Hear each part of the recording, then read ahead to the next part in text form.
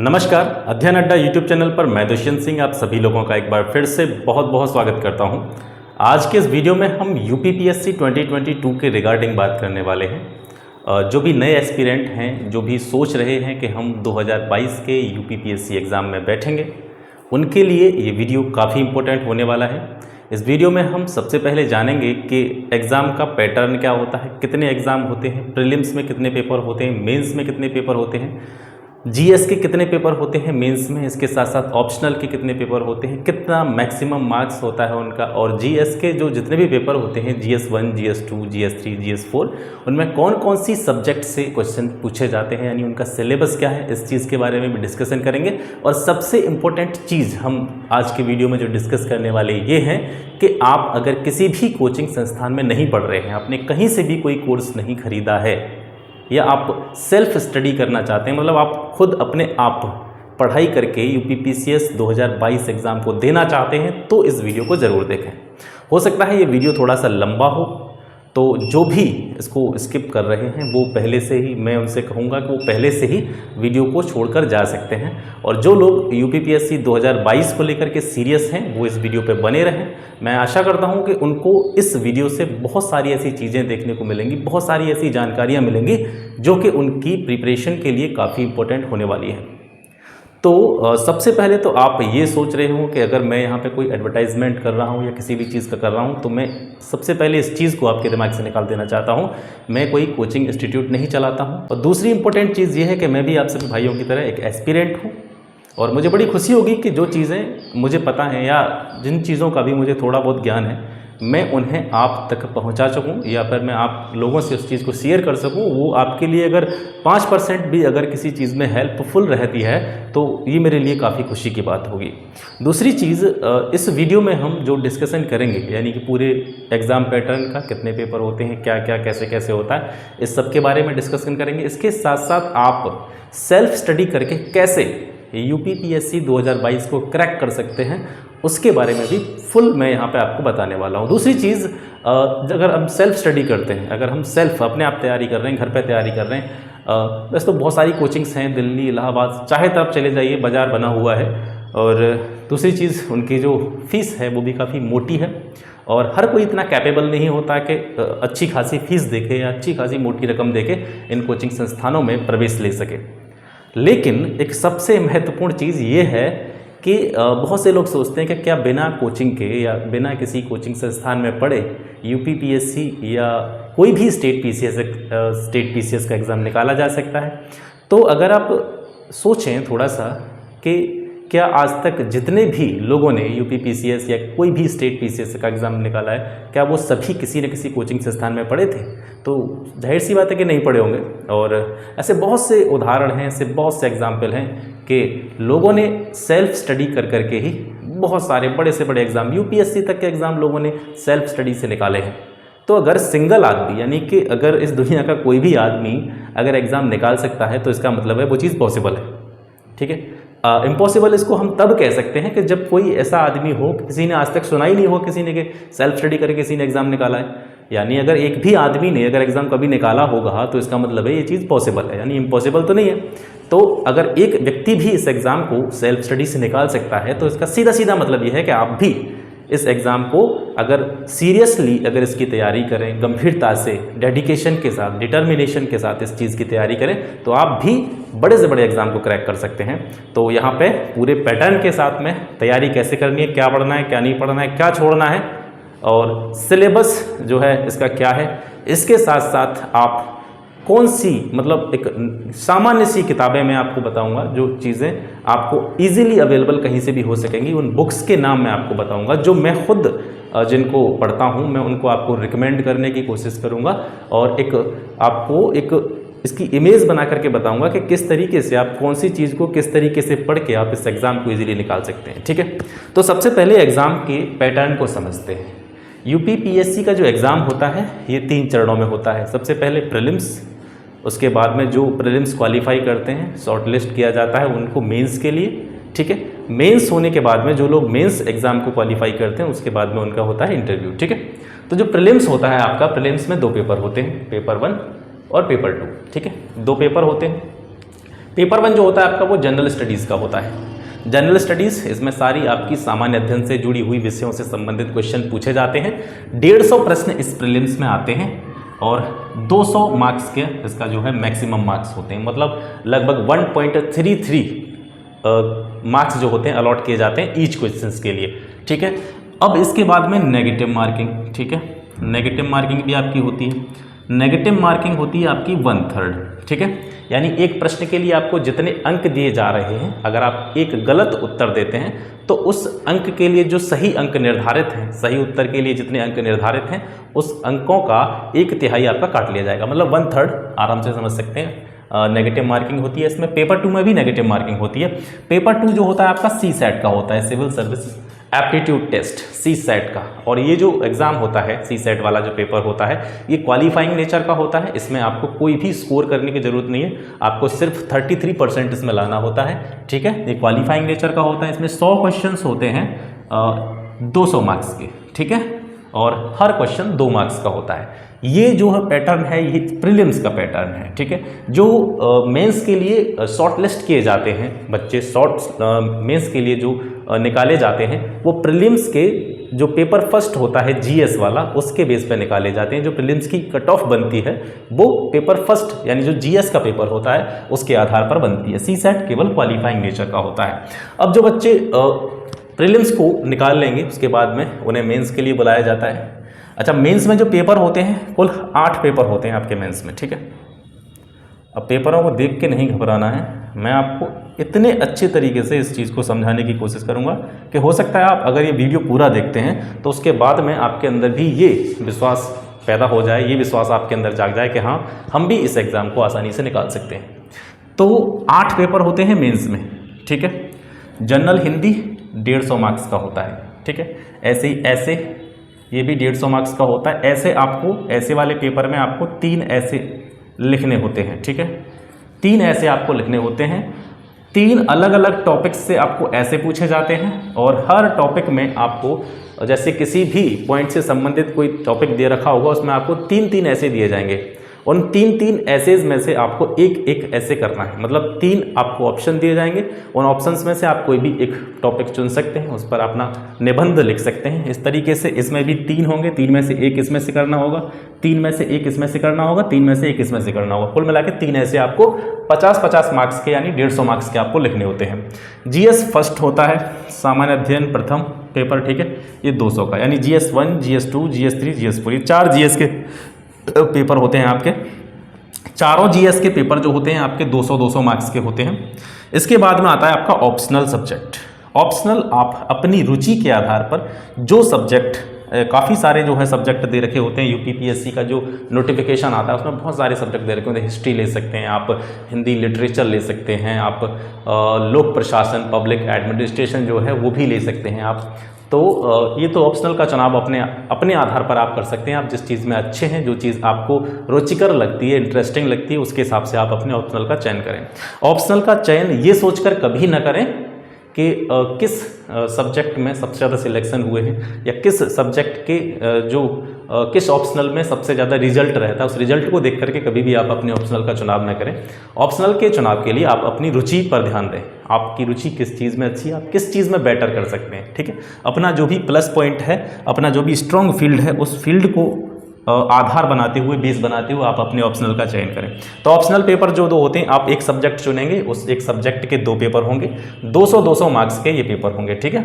इस तरीके से जो मेंस के जितने भी पेपर होते हैं वो टोटल 1500 मार्क्स के होते हैं, ठीक है। 1500 मार्क्स के अलावा 100 नंबर का आपका होता है इंटरव्यू, ठीक है। 100 मार्क्स का आपका इंटरव्यू होता है, यानी जो फाइनल कट ऑफ बनती है आपकी वो आपकी 1600 मार्क्स से बनती है, ठीक है। 1600 मार्क्स, 1600 मार्क्स से आपकी फाइनल कट ऑफ निर्धारित की जाती है UPPSC की। इसके बाद में अब आपको जो तैयारी करनी है, आपको तैयारी किस तरीके से करनी है। सबसे पहली चीज़, जो एस्पिरेंट, जो बंधु हैं हमारे, वो ये सोचते हैं कि मैं पहले प्रीलिम्स निकाल लेता हूँ, यानी प्रीलिम्स की तैयारी पहले कर लेता हूँ और उसके बाद में मैं मेंस के लिए जो है अपनी प्रिपरेशन करूँगा। तो केवल प्रीलिम्स को ध्यान में रख करके जो प्रिपरेशन करते हैं मोस्टली चांसेस ये होते हैं कि वो ना तो पूरे सिलेबस को कवर कर पाते हैं और ना ही एग्ज़ाम के पैटर्न को समझ पाते हैं। यानी अगर आपको तैयारी करनी है, अभी जैसे हम यूपीपीएससी 2022 की बात कर रहे हैं, तो इसके फॉर्म एक्सपेक्टेशन अभी डेट तो नहीं आई है, तो एक्सपेक्टेशन हम लगा सकते हैं, ये उम्मीद कर सकते हैं लगभग फरवरी मंथ में इसके जो है फॉर्म आ जाएंगे और इसका जो प्रीलिम्स एग्ज़ाम होगा लगभग जून के महीने के आसपास इसका प्रीलिम्स होगा। यानी प्रीलिम्स के लिए आज से अगर आप स्टार्ट करते हैं तो भी ये आप आसानी से देखेंगे आपके पास कम से कम 6 महीने से ज़्यादा का समय आपके पास है। और वहीं मेंस की बात करें तो लगभग अक्टूबर नवंबर में इसका जो है मेंस होगा। तो जब भी आपको तैयारी स्टार्ट करनी है, किस तरीके से करनी है, क्या क्या चीज़ों से आपको तैयारी स्टार्ट करनी है और क्या हमको प्रीलिम्स की तैयारी पहले करनी चाहिए, प्रीलिम्स के बाद में मेंस की तैयारी करनी चाहिए। मेरा जो यहाँ पे मैं खुद के विचार बता रहा हूँ आपको, मैं अपना पॉइंट ऑफ व्यू रख रहा हूँ। आप अपनी समझ के हिसाब से कर सकते हैं काम, लेकिन फिर भी मैं आपको ये एडवाइस करूँगा कि अगर आप पीसीएस की तैयारी कर रहे हैं, 2022 के लिए आप प्रतिबद्ध हैं काम करने के लिए, तो आपको ये ध्यान रखना होगा कि आपकी जो तैयारी है वो आपको प्री प्लस मेंस ये एक साथ लेके चलनी। ये प्रिपरेशन स्ट्रेटजी का सबसे पहला रूल है, ठीक है। आपको प्री और मेंस दोनों एग्जाम्स को, दोनों चरणों को ध्यान में रखते हुए अपनी तैयारी को स्टार्ट करना है। स्टार्ट कैसे करना है, ठीक है। जैसे पेपर 1 होता है आपका जीएस का पेपर 1, जीएस का पेपर 1 होता है, उसमें जो क्वेश्चंस पूछे जाते हैं आर्ट और कल्चर से पूछे जाते हैं, यानी कला और संस्कृति। इसके अलावा मॉडर्न हिस्ट्री, ठीक है, और इंडियन नेशनल मूवमेंट, आधुनिक भारत और जो स्वतंत्रता संग्राम से संबंधित, यानी जो भारतीय स्वतंत्रता आंदोलन हुए हैं, इंडियन नेशनल मूवमेंट, उनसे जुड़े हुए क्वेश्चंस इसमें पूछे जाते हैं। इसके अलावा ज्योग्राफी भी पेपर फर्स्ट में आपकी आती है। तो मैं इन कुछ पार्टिकुलर टॉपिक्स को यहाँ पे क्यों पॉइंट आउट कर रहा हूँ, क्यों मैं आपको इनको बताने की कोशिश कर रहा हूँ। मैंने क्या बताया था, हमें जब तैयारी स्टार्ट करनी है तो प्री प्लस मेंस, ठीक है, प्रीलिम्स प्लस मेंस, इन दोनों को कवर करते हुए हमें अपनी प्रिपरेशन को स्टार्ट करना है। अब प्रीलिम्स का आप सिलेबस उठा के देखेंगे, देखिए तो वहाँ पे आपको हिस्ट्री मिलेगा, हिस्ट्री में आपको एंशिएंट, मिडीवल, मॉडर्न तीनों। इसके अलावा आपको ज्योग्राफी मिलेगी, इन्वायरमेंट, इकोलॉजी मिलेगी। इसके अलावा साइंस मिलेगा वहाँ पे आपको, ठीक है, इकोनॉमी मिलेगी वहाँ पे आपको, ठीक है। तो ये सारी चीज़ें जो है प्रीलिम्स में आपसे पूछी जानी है फैक्चुअल बेस में। अब आर्ट और कल्चर के क्वेश्चन भी आपके प्रीलिम्स में आएंगे। इसके साथ साथ यूपी स्पेशल भी आपसे प्रीलिम्स में पूछा जाएगा, करंट भी आपसे प्रीलिम्स में पूछा जाएगा। तो यानी कि अगर आप प्रीलिम्स के साथ साथ मेंस की तैयारी करते हैं, तो जैसे आर्ट कल्चर आपको प्रीलिम्स के लिए भी पढ़ना है, मेंस के लिए भी पढ़ना है। Modern history, Indian national movement आपको प्रीलिम्स के लिए भी तैयार करना होगा, मेंस के लिए भी तैयार करना होगा। ज्योग्राफी भी आपको मेंस के लिए भी पढ़नी पड़ेगी, प्रीलिम्स के लिए भी पढ़नी पड़ेगी। अब इनकी अगर हम अलग अलग तैयारी करते हैं, यानी प्रीलिम्स के हिसाब से तैयारी करते हैं, तो आपके लिए क्या है कि टाइम बहुत ज़्यादा वेस्ट होगा इसमें। तो आपको ज्योग्राफी तो पढ़नी ही पढ़नी है, आपको मॉडर्न हिस्ट्री पढ़नी ही पढ़नी है, आपको आर्ट एंड कल्चर पढ़ना ही पढ़ना है। तो क्यों ना उसको थोड़ा सा और डीपली पढ़ लें, क्यों ना उसको और बेहतर तरीके से पढ़ लें, ताकि अपना प्रीलिम्स के साथ साथ जो मेंस हम देने वाले हैं, जो मेंस हम देंगे, उस मेंस के लिए भी जो है आपका बेस जो है तैयार हो जाए। उन बेस जो मेंस का भी सिलेबस है वो भी उसके साथ साथ कवर हो जाए। तो इसलिए जो हमें तैयारी करनी है वो प्री प्लस मेंस को आधार बना करके करनी है। आर्ट एंड कल्चर पढ़ना है हमको, मॉडर्न हिस्ट्री और इंडियन नेशनल मूवमेंट, ज्योग्राफी, ये पेपर फर्स्ट में आते हैं और प्रीलिम्स में भी पूछे जाते हैं। पेपर फर्स्ट में तो आते ही आते हैं, प्रीलिम्स में भी पूछे जाते हैं, तो इनको थोड़ा सा डीपली पढ़ना है। पेपर 2 की बात करें तो यहाँ पे आपको पॉलिटी आएगी, इंटरनेशनल रिलेशंस, ठीक है, अंतर्राष्ट्रीय संबंध। इसके साथ साथ सोशल पॉलिसीज, ठीक है, सामाजिक जो नीतियाँ होती हैं वो भी आपसे जो है पेपर 2 में पूछी जाएंगी और इनसे जुड़े हुए क्वेश्चंस आपके प्रीलिम्स में भी पूछे जाएंगे। तो क्यों ना इसको और बेहतर तरीके से पढ़ें, ताकि प्रीलिम्स के साथ साथ मेंस की भी तैयारी हो सके। पेपर 3 में आता है आपका इकोनॉमी, ठीक है, इन्वायरमेंट से भी रिलेटेड क्वेश्चन पूछे जाएंगे, पर्यावरण से जुड़े हुए। इसके अलावा विज्ञान और प्रौद्योगिकी, ठीक है, साइंस एंड टेक के क्वेश्चन आएंगे। एग्रीकल्चर, कृषि से भी प्रश्न यहाँ पे आपको पूछे जाएंगे। और ये सारे टॉपिक, इकोनॉमी हो गया, इन्वायरमेंट हो गया, साइंस टेक हो गया, एग्रीकल्चर हो गया, ये आपके प्रीलिम्स में भी आने हैं। तो क्यों ना इनको और डीपली पढ़ा जाए, ताकि प्रीलिम्स के साथ साथ मेंस के लिए भी आपकी तैयारी जो है मजबूत हो सके। एक चीज़ यहाँ पे आप स्किप कर सकते हैं, वो क्या है कि पेपर 4 जो होता है आपका, पेपर 4, इसमें पूछा जाता है आपका एथिक्स, ठीक है, एथिक्स पेपर 4 में पूछा जाता है, नीति शास्त्र जिसको कहते हैं, ये जो है पेपर 4 में आता है। अगर आप चाहें तो ये कोई बड़ी चीज़ नहीं होती, आप इसको प्रीलिम्स के बाद तैयार कर सकते हैं। ठीक है, यानी आप पेपर 4 का जो सिलेबस है, पेपर 4 का जो कंटेंट है उसको आप छोड़ दीजिए, इसको आप रखिए किसके बाद, प्रीलिम्स के बाद। मैं क्या बताऊँ, यहाँ पे मैं खुद की स्ट्रेटजी बता रहा हूँ आपको। आप एक भाई की तरह, एक टीचर की तरह नहीं, एक भाई की तरह मुझे समझने की कोशिश कीजिए। मैं यहाँ पे आपसे कुछ ले नहीं रहा हूँ, केवल आपको कुछ बता रहा हूँ, और आप चाहें तो हम लोग साथ साथ तैयारी भी कर सकते हैं। तो जो पेपर 4 है इसको आप प्रीलिम्स के बाद रखें, क्योंकि इसमें ज़्यादा समय नहीं लगता है। 2 महीने में अगर आप थोड़ा सा बेहतर तरीके से पढ़ने की कोशिश करेंगे तो 2 महीने में आप इस सिलेबस को आसानी से कवर कर लगेंगे। यूपी स्पेशल की बात करें तो देखिए, यूपी पीएससी का एग्जाम दे रहे हैं और यूपी स्पेशल से क्वेश्चन ना आए, ऐसा हो नहीं सकता। चाहे कम आए चाहे ज़्यादा आए, लेकिन यूपी स्पेशल आप उसको नेगलेक्ट तो नहीं कर सकते। बेशक कभी कभी ऐसा देखा जाता है कि यूपी स्टेट से रिलेटेड एग्ज़ाम है, लेकिन फिर भी यूपी स्पेशल के क्वेश्चन की अधिकता उसमें नहीं रहती है। इस बार पैटर्न चेंज होने की कवायद चल रही थी, लेकिन जो 2022 का एग्ज़ाम है वो पुराने पैटर्न पे ही होने वाला है, कोई परिवर्तन इसमें नहीं हुआ है।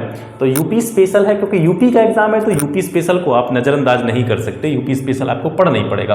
तो यूपी स्पेशल आपको प्रीलिम्स के लिए भी पढ़ना है और मेन्स के लिए भी पढ़ना है। ठीक है, प्री, मेन्स और ऑल पेपर्स यानी GS1, GS2, GS3।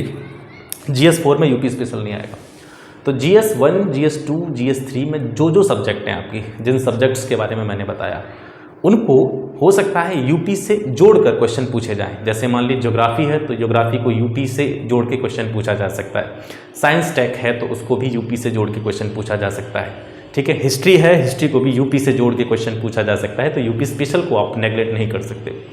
UP special आपको मेंस के लिए भी पढ़ना है, प्रीलिम्स के लिए भी पढ़ना है, तो इसकी भी हमको थोड़ी सी बेहतर तैयारी करनी पड़ेगी, है ना। तो इतनी सारी मैंने चीज़ें आपको बताई। पेपर 1 में जो सब्जेक्ट हैं, पेपर 2 में जो सब्जेक्ट हैं, पेपर 3 में जो सब्जेक्ट हैं, पेपर 4 हमने छोड़ दिया, और यूपी स्पेशल, ये जो 4 टॉपिक हैं इनको हम प्री प्लस मेंस के बेस के हिसाब से तैयार करने हैं हमको। ठीक है, केवल प्रीलिम्स के चक्कर में नहीं पढ़ना है, प्रीलिम्स प्लस मेंस के पर्सपेक्टिव से हमको ये चीज़ें तैयार करनी है।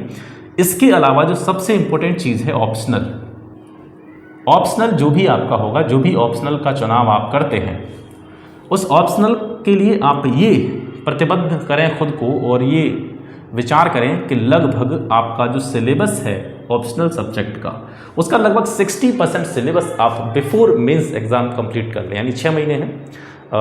जैसे मान लो आपने हिस्ट्री का चुनाव किया, आप इतिहास का चुनाव करते हैं ऑप्शनल के रूप में, तो इतिहास आपको प्रीलिम्स के लिए भी पढ़ना है, मेंस के लिए भी पढ़ना है। ठीक है, दोनों के लिए पढ़ना है। GS 1, 2, 3, 4 इनमें भी पूछा जाएगा। इसके साथ साथ आपको ऑप्शनल, तो हिस्ट्री ले रहे हैं तो ऑप्शनल तो उसमें आएगा ही आएगा। तो आप उसको, जो प्रीलिम्स के लिए आपको चीज़ें पढ़नी है, उसको आप थोड़ा सा विस्तार से पढ़ें, उसको थोड़ा सा और समझ के पढ़ें, उसको थोड़ा सा ब्रॉड वे में पढ़ें, ताकि आपकी प्रीलिम्स के साथ साथ मेंस की भी तैयारी आसानी से हो सके। तो अपना जो भी ऑप्शनल है उसको ख़त्म करने की कोशिश करें बिफोर मेंस। ठीक है, मेंस जो आपका है उसकी इंतज़ार नहीं करना है, प्रीलिम्स के आने तक ये लगभग आपका 60% सिलेबस इसका हो जाना चाहिए प्रीलिम्स से। ठीक है, तो ये जो है ये चीज़ें हो गई किस तरीके से आपको पढ़ना है। ठीक है, मेंस की बिल्कुल मेंस को दिमाग पर लेके नहीं पढ़ना है कि मेंस आ जाएगा तभी हम मेंस की तैयारी करेंगे, प्रीलिम्स में क्वालिफाई हो जाएंगे तब हम मेंस की तैयारी करेंगे। देखिए, मेरा जो पर्सपेक्टिव है, मेरा जो आइडिया है वो ये है कि मेंस से ज़्यादा खतरनाक होता है प्रीलिम्स। ठीक है, मेंस में आपको पता होता है, डिस्क्रिप्टिव पेपर होता है, ऑप्शन होता है आपके पास लिखने के लिए, आप अपने विचारों को अभिव्यक्त कर सकते हैं, एक्सप्रेस कर सकते हैं। मान लो कोई क्वेश्चन आपको पूरा नहीं पता है जिस चीज़ के बारे में, लेकिन उसकी आसपास की पृष्ठभूमि को आप सजाते हुए, या आपको जो है लिखने का आपको थोड़ा सा कौशल है, आपके अंदर एबिलिटी है, तो आप कम ज्ञान को भी बहुत अच्छी तरीके से पेपर पर दिखा सकते हैं। क्वेश्चन जो आंसर शीट होती है उस पर बहुत अच्छी तरीके से उसको एक्सप्रेस कर सकते हैं। लेकिन जो प्रीलिम्स होता है वो बड़ा अनप्रेडिक्टेबल होता है, यहाँ पता नहीं चलता क्वेश्चन कहाँ से आ जाए कहाँ से नहीं आ जाए। तो सबसे पहली सीढ़ी जो है और सबसे मुश्किल सीढ़ी जो है मेरे हिसाब से वो प्रीलिम्स है। अगर आप प्रीलिम्स में शॉर्ट लिस्ट हो जाते हैं, मेंस के लिए शॉर्ट लिस्ट अगर आप हो जाते हैं, तो उसके बाद में चीज़ें कुछ इजी हो जाती हैं आपके लिए। ठीक है, तो आपको प्री प्लस मेंस दोनों को ध्यान में रखते हुए आपको अपनी तैयारी करनी है। और क्यों नहीं हो सकती तैयारी, 2-3 चीज़ें आपको ध्यान रखनी है। देखो, डिटर्मिनेशन होनी चाहिए आदमी के अंदर, डिटर्मिनेशन। ठीक है, डेडिकेशन अगर हो इंसान के अंदर, इसके साथ साथ सेल्फ कॉन्फिडेंस, ये 3 दोस्त अगर आपने बना लिए, कौन कौन से? डिटर्मिनेशन, दृढ़ निश्चय। आपने अगर निश्चय कर लिया कि हाँ मैं इसे कर सकता हूँ, तो निश्चित रूप से आप कर पाएंगे। इसके साथ साथ डेडिकेशन, समर्पण।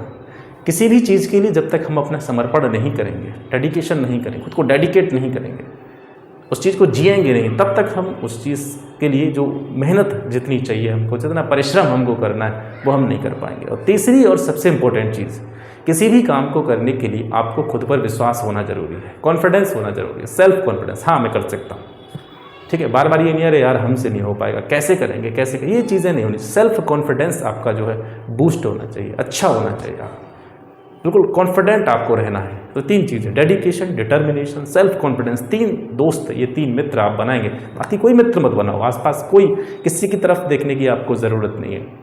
ये 3 मित्र आपको बनाने हैं, डेडिकेशन, डिटर्मिनेशन और सेल्फ कॉन्फिडेंस। 3 चीज़ों को अगर आप अपना साथी बना लेंगे तो निश्चित ही आप बड़े से बड़े एग्ज़ाम को क्रैक कर सकते हैं। अब ये तो हो गया पूरे एग्ज़ाम का पैटर्न। अब बात करते हैं कि आपको पढ़ना कहाँ से है, बुक लिस्ट क्या है, कौन कौन सी सोर्सेज हैं जहाँ से आपको पढ़ाई करनी है।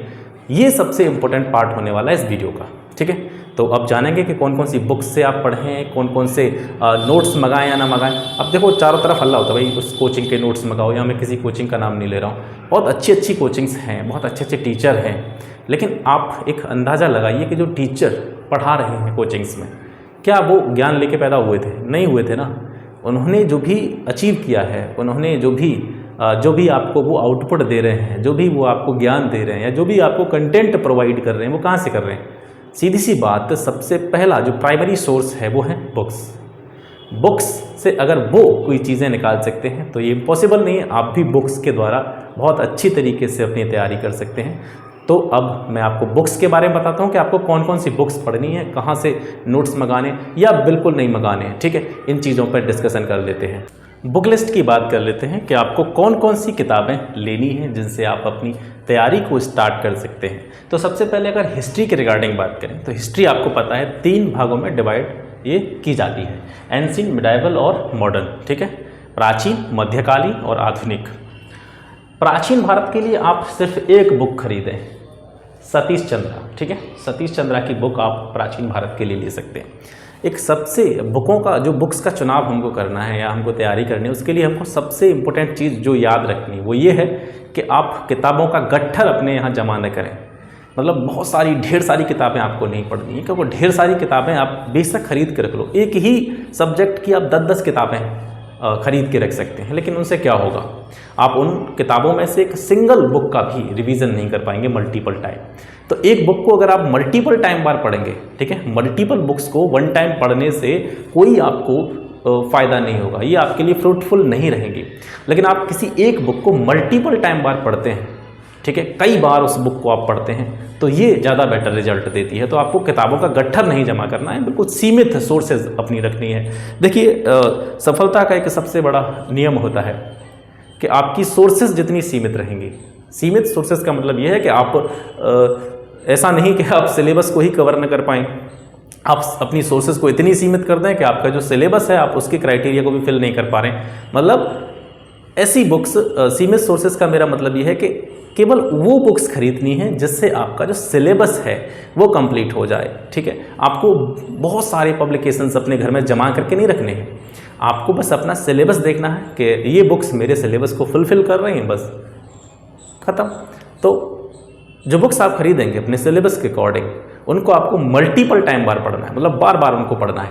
तो जैसे एंशिएंट के लिए आप सतीश चंद्रा ले सकते हैं, मेडिवल के लिए आप राम शरण शर्मा की बुक खरीद सकते हैं। जो ये वो बुक्स हैं जो मैं खुद तैयारी जिनसे कर रहा हूँ, मैं खुद जिन्हें पढ़ता हूँ, ठीक है। मॉडर्न जो है, मॉडर्न हिस्ट्री के लिए मैं आपको सलाह दूंगा। वैसे बिपिन चंद्रा की बुक जो है वो सबसे बेस्ट बुक मानी जाती है मॉडर्न हिस्ट्री के लिए। लेकिन अगर आप चाहें तो इसके साथ साथ अगर आप इसको कैरी कर सकते हैं तो एक बुक और इसके साथ लें आप, स्पेक्ट्रम की बुक, जो आपके फैक्ट के साथ साथ, मतलब ये बहुत अच्छी बुक है। मेरे पास दोनों हैं, ये विपिन चंद्रा और स्पेक्ट्रम, मैं ये दोनों रखता हूँ। इसका मतलब ये नहीं कि आपको दोनों ही पढ़नी है, बाउंडेशन नहीं है आपके पास। अगर आपके पास समय है तो आप पढ़ सकते हैं, बाकी आप एक बुक से ही काम चला सकते हैं। विपिन चंद्रा आप लीजिए, ये मेरे हिसाब से ठीक बुक है, अच्छी किताब है। इसके साथ साथ तैयारी करने जब भी हम स्टार्ट करेंगे उसके साथ साथ हमें एक चीज़ और विशेष ध्यान रखनी है। हम कोई भी पब्लिकेशन पढ़ें, कुछ चीज़ों के लिए हमें एनसीईआरटी पढ़ने की विशेष ज़रूरत होती है। जैसे अगर हमारा जो बेस है वो पहले से बना हुआ है, हम अगर पहले से किन्हीं एग्ज़ाम्स की तैयारी कर रहे हैं, हमने चीज़ों को थोड़ा थोड़ा पढ़ा है, बिल्कुल कंप्लीट नहीं पढ़ा है, लेकिन हाँ हमने नज़र डाली है चीज़ों पे, तो चीज़ें हमारी समझ में जल्दी आ जाएंगी। लेकिन जो फ्रेशर होते हैं और नए तैयारी में कदम रखते हैं उनके लिए थोड़ी समस्या रहती है। तो अगर आप चाहें तो इसकी एनसीईआरटी भी जो है 6 to 12 पढ़ सकते हैं।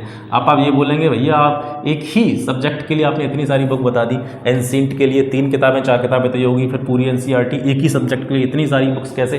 देखिए इसका सीधा सिस्टम ये होता है, हमारे पास टाइम कितना है, 6 मंथ है। अगर आप एनसीईआरटी को ध्यान से देखें तो आपकी जो 6th 7th 8th और मैं समझता हूँ 9th, ये 4 जो क्लास हैं, इस 4 क्लास की जो एनसीईआरटी है हिस्ट्री की, वो ऐसी है कि अगर आप चाहें तो देखो 6 7 तो आप एक दिन में ख़त्म कर सकते हैं। 8th क्लास की आप 2 दिन या 3 दिन में आराम से आप उसको कवर कर सकते हैं। 9th क्लास की एनसीईआरटी है, उसको आप 2-3 दिन में आराम से समाप्त कर सकते हैं अगर आप पढ़ेंगे तो, ठीक है। तो उसमें ज़्यादा समय नहीं लगता है, उसमें एनसीईआरटी को कवर करने में ज़्यादा समय नहीं लगता है। तो आप चाहें तो ये जो है इसको आप मैं आपको रिकमेंड करूँगा कि एनसीईआरटी भी आप ज़रूर पढ़ें। इसके साथ साथ जब आर्ट और कल्चर की बात आती है, एक बुक आपको लेनी है नितिन सिंघानिया, ठीक है। नितिन सिंघानिया की बुक आपको लेनी है, इसके अलावा आपको कोई बुक नहीं लेनी है। मैं आपसे एनसीईआरटी पढ़ने की क्यों कह रहा था, इसके पीछे एक रीज़न ये भी है कि पहली चीज़ तो आपकी ये तीनों जो चीज़ें हैं, सतीश चंद्रा जो एंशिएंट की है, मेडिवल की है, मॉडर्न की है, तो जो तीनों जो एंशिएंट, मेडिवल और मॉडर्न है, तीनों तो एनसीईआरटी से कवर होंगी। इसके साथ साथ जो आपका आर्ट एंड कल्चर का जो पोर्शन है, कला और संस्कृति वाला जो पोर्शन है, वो भी लगभग 70% एनसीईआरटी से आपका कवर हो जाएगा, ठीक है। तो इसके लिए आपको ज़्यादा बुक्स नहीं खरीदनी आर्ट एंड कल्चर के लिए, सिर्फ एक बुक खरीदनी है आपको नितिन सिंघानिया की, ठीक है। ज्योग्राफी के लिए मैं आपको सिर्फ बताऊंगा, सिर्फ आप एनसीईआरटी पर रिलाई करें, ठीक है, केवल एनसीईआरटी पढ़ें। ज्योग्राफी के लिए सिर्फ आप एनसीईआरटी पढ़ें और इसके साथ साथ अपने पास एक ऑक्सफोर्ड एटलस, आप जिस लैंग्वेज में भी आराम महसूस करते हैं, इंग्लिश फॉर्म या हिंदी, तो ये दोनों लैंग्वेज में आता है। ऑक्सफोर्ड का एटलस हिंदी लैंग्वेज में भी आता है, इंग्लिश में भी आता है, तो जो आप जिसमें कंफर्टेबल हैं वो ले सकते हैं। तो ज्योग्राफी के लिए सिर्फ आपको एनसीईआरटी पढ़नी है, और एनसीईआरटी यहाँ मैं ओल्ड एनसीईआरटी की बात कर रहा हूँ, ठीक है। आपको किसी भी बुक स्टोर पे मिल जाएंगी, आप जाके देखेंगे तो। ज्योग्राफी के लिए आपको सिर्फ एनसीईआरटी पढ़नी है ऑक्सफोर्ड एटलस के साथ में। अगर आपके पास अगर समय है और ज़्यादा बेहतर आप चीज़ें चाहते हैं तो आप इसमें से एक बुक और ले सकते हैं। मैं आपको प्रेशराइज नहीं कर रहा हूँ, एनसीईआरटी सफिशिएंट है। एनसीईआरटी से अच्छी बुक ज्योग्राफी की मेरी नज़र में बनी ही नहीं कोई। एनसीईआरटी से आप जितना बेहतर सीख सकते हैं, कोई भी बुक आपको एनसीईआरटी से बेहतर ज्योग्राफी नहीं सिखा सकती है। तो मेरे हिसाब से एनसीईआरटी सही है, लेकिन अगर आप चाहें तो माजिद हुसैन खरीद सकते हैं, ठीक है। माजिद हुसैन की बुक आती है, ये ले सकते हैं आप, ये ऑप्शनल है, ठीक है, चाहें तो ले सकते हैं, वरना एनसीईआरटी सफिशिएंट है। पॉलिटी के लिए भी सिर्फ एक बुक सफिशिएंट है आपके लिए, लक्ष्मीकांत, यही बुक मैं पढ़ता हूँ, ठीक है। लक्ष्मीकांत आप लें, लक्ष्मीकांत से ही आपका पूरा सिलेबस प्री प्लस मेंस का पूरा कवर हो जाएगा, ठीक है। मैं भी ये जो मैं बुक बता रहा हूँ, ये बुक्स मेरे पास हैं, इन्हें ही मैं पढ़ता हूँ, इन्हीं से मैं अपने नोट्स तैयार करता हूँ और कभी कभी यूट्यूब पर भी साझा कर देता हूँ, ठीक है। इससे क्या होता है कि मैं खुद जो चीज़ें तैयार करता हूँ, खुद जो चीज़ें पढ़ता हूँ, उसको मैं बोर्ड के माध्यम से आप लोगों तक पहुँचाता हूँ, तो उससे क्या होता है, मेरा भी रिवीजन होता है, ठीक है। मैं अपने ज्ञान के लिए ये चीज़ें करता हूँ।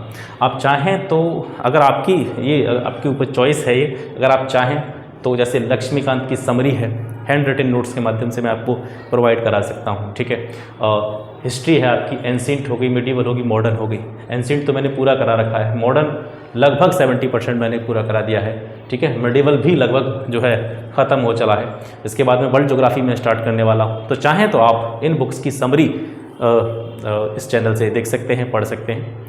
और दूसरी चीज़ मैं आपको बता रहा हूँ कि आप ये मान के चलिए, ये भी एक हमारी तरह भाई है हमारा, और ये भी हमारी तरह प्रिपरेशन कर रहा है, और मैं आप लोगों के साथ में तैयारी कर रहा हूँ। आप चाहें तो मेरे साथ जुड़ करके मुझसे तैयारी कर सकते हैं, ठीक है। यूपीपीएससी 2022 को टारगेट में रख के हम तैयारी करेंगे।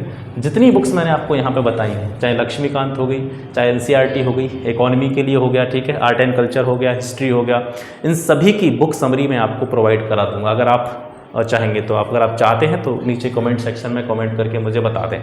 एनवायरनमेंट है, एनवायरमेंटल के लिए आप जो है वाणी पब्लिकेशन की बुक खरीद सकते हैं। बहुत सस्ती सी बुक आती है, बहुत अच्छी किताब है वाणी पब्लिकेशन की एनवायरनमेंट के लिए। तो मेरे हिसाब से मैं इसी को रिकमेंड करता हूँ, वाणी पब्लिकेशन की बुक ही मैं पढ़ता हूँ। इसके साथ साथ वाणी को अगर आप नहीं पढ़ना चाहते हैं तो दृष्टि IAS खरीद सकते हैं, ठीक है। दृष्टि IAS की क्विक बुक करके आती है, ठीक है, क्विक बुक करके आती है एनवायरनमेंट की, वो आप ले सकते हैं। वैसे वाणी जो है मेरे हिसाब से, मेरे लिए जो है वाणी बहुत अच्छी किताब है। साइंस टेक की बात करें तो साइंस टेक के लिए भी आप वाणी पब्लिकेशन की बुक ले सकते हैं। इसके साथ साथ साइंस टेक की जब आप तैयारी करेंगे तो ये देखेंगे साइंस टेक से जो है परंपरागत प्रश्न जो है बहुत कम आते हैं साइंस टेक से। यहाँ से जो इस टॉपिक से क्वेश्चन आते हैं वो करंट को जोड़ करके आते हैं, यानी कि विज्ञान और प्रौद्योगिकी के क्षेत्र में कोई नया आविष्कार हुआ, कोई नई चीज़ का जो है ईजाद किया गया उसको, तो उससे रिलेटेड क्वेश्चन जो है साइंस टेक के पूछे जाते हैं। मतलब ज़्यादातर क्वेश्चन जो पूछे जाते हैं, करीबन कह सकते हैं 80% क्वेश्चन साइंस टेक से जो आता है वो करंट से रिलेटेड आता है। तो साइंस टेक से संबंधित आप करंट अपनी देखते रहें, न्यूज़पेपर पढ़ते रहें। तो करंट के लिए अगर बात करें तो करंट के लिए सबसे पहले तो आपको एक न्यूज़पेपर पढ़ना होगा पर डे, ठीक है। आप कोई भी राष्ट्रीय स्तर का समाचार पत्र फॉलो कर सकते हैं, ज़रूरी नहीं है। बहुत से लोग द हिंदू ये वो, हम हिंदी मीडियम वाले हैं, ठीक है। तो जो है कोई भी एक राष्ट्रीय स्तर का न्यूज़पेपर आप पढ़ सकते हैं। पूरा न्यूज़पेपर भी आपको नहीं पढ़ना है, पूरा न्यूज़पेपर नहीं पढ़ना है आपको। फर्स्ट पेज से आप चले गए लास्ट पेज तक, 3 घंटे आपने जो है न्यूज़पेपर पढ़ने में ही लगा दिए। उसका जो राष्ट्रीय और अंतर्राष्ट्रीय वाला टॉपिक वाला जो पेज होता है उसको आप पढ़ें, संपादकीय वाले पोस्ट को आप पढ़ें, ठीक है। इससे आपको मेंस में हेल्प मिलती है, विचारों को अभिव्यक्त करने में हेल्प मिलती है। इसके अलावा जो करंट के लिए आपको जहाँ से तैयारी करनी है वो मैं आपको बताऊंगा कि परीक्षा मंथन, जो मैं इसी पर रिलाई रहता हूँ। परीक्षा मंथन बहुत अच्छी किताब है ये। अच्छा 3 महीने के टर्मिनल भी आती है ये, ठीक है, 3 महीने के अंतर पे भी आती है, मंथली भी जो है आपका इसका मिल जाएगा परीक्षा मंथन। और इसके अलावा ईयरली बुक ज़रूर फॉलो करें। जैसे मान लीजिए आप 2022 PCS के लिए जा रहे हैं तो ई दृष्टि जो आती है, ठीक है, ई दृष्टि के नाम से घटना चक्र का ई दृष्टि का एक वार्षिक संकलन आता है करंट अफेयर्स का, आप उस पर डिपेंड रह सकते हैं। जैसे आप प्रीलिम्स के लिए तैयारी कर रहे हैं 2022 के लिए, तो आप 2021 का जो पूरा संकलन होगा उसको देख सकते हैं। इसके अलावा 2021 का तो इससे पूरा हो ही जाएगा, फिर जनवरी से लेके जनवरी, फरवरी, मार्च, अप्रैल, मई, जून में अगर पेपर होगा तो आप अप्रैल तक का करंट जो है आपको लगभग कवर होना चाहिए आपका। तो लगभग 1.5 साल का जो है करंट आप बैक में जाके उसको पूरा कर सकते हैं। यानी करंट के लिए आपको एक राष्ट्रीय स्तर का समाचार पत्र, एक परीक्षा मंथन पत्रिका और एक ई दृष्टि पत्रिका, ये जो सोर्सेज मैंने आपको बताई हैं सीमित सोर्सेज हैं, इनको मैं फॉलो करता हूँ। आशा करता हूँ जानकारी जो मैंने आपको दी वो आपको अच्छी लगी होगी, ये आपके लिए हेल्पफुल रहेगी। और इसके साथ साथ मैंने जैसा कि आपको बताया था, अगर आप मेरे साथ जुड़ करके तैयारी करना चाहते हैं, हम कोचिंग संस्थान नहीं चलाते हैं, मैं तैयारी कर रहा हूँ।